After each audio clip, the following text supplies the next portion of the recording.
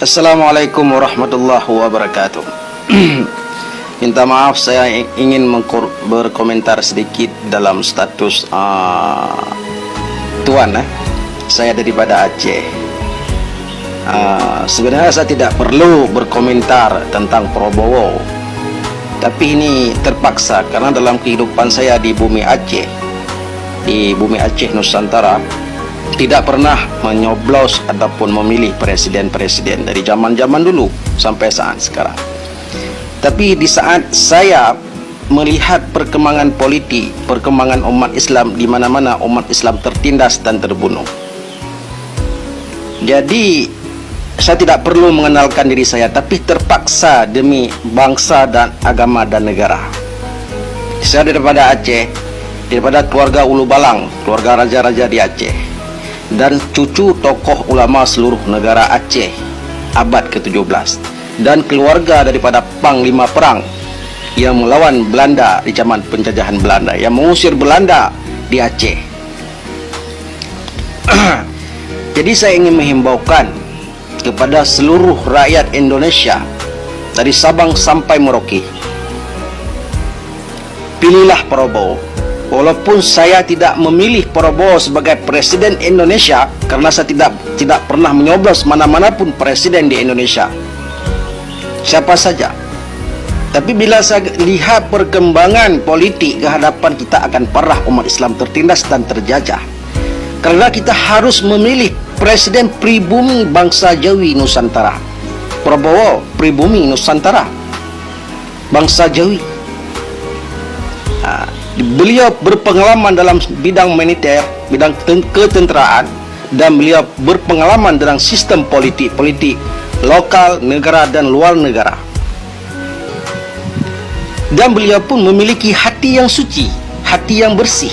Prabowo, saya bukan mendukung Prabowo, tapi demi bangsa dan agama ke hadapan, saya terpaksa mendukung Prabowo, walaupun saya tidak memilih Prabowo menjadi presiden. Tapi dalam perkara hal ini, saya terpaksa membela Prabowo menjadi presiden Indonesia.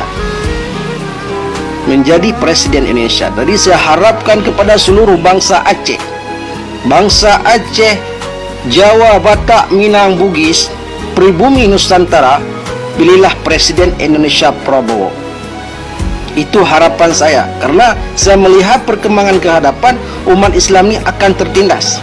Jadi bukan ingin saya memburukkan Anies Baswedan. Anies Baswedan, dia adalah keturunan daripada Arab, Yaman. Beliau tidak layak memimpin negara Indonesia, negara Nusantara ini.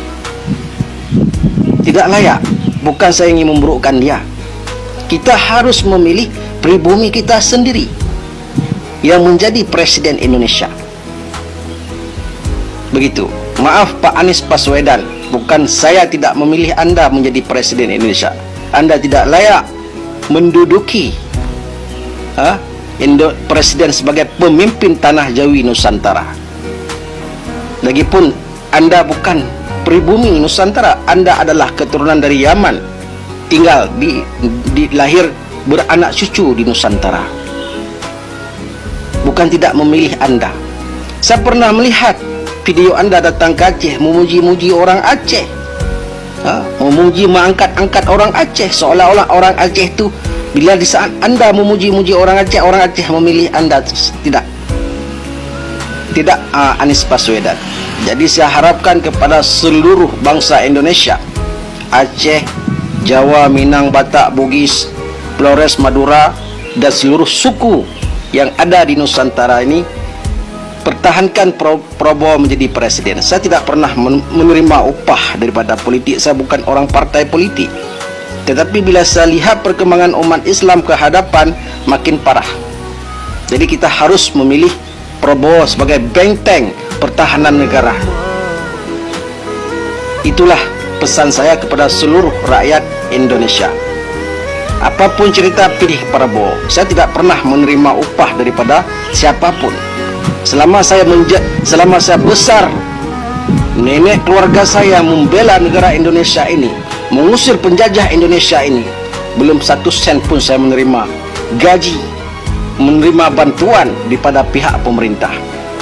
Malah ayah saya sendiri terbunuh masa DOM oleh masa perang GAM dengan RI. Jadi saya himbaukan dalam perkara ini, pilihlah Prabowo. Saya tidak pernah menerima upah. Tidak ada orang yang mempengaruhi saya untuk pilih Prabowo. Tetapi bila saya lihat perkembangan ke hadapan, kita akan parah, Indonesia ini akan lebih parah. Jadilah safety dan pertahanan negara, kita pilih Prabowo sama-sama. Sekian, terima kasih. Assalamualaikum.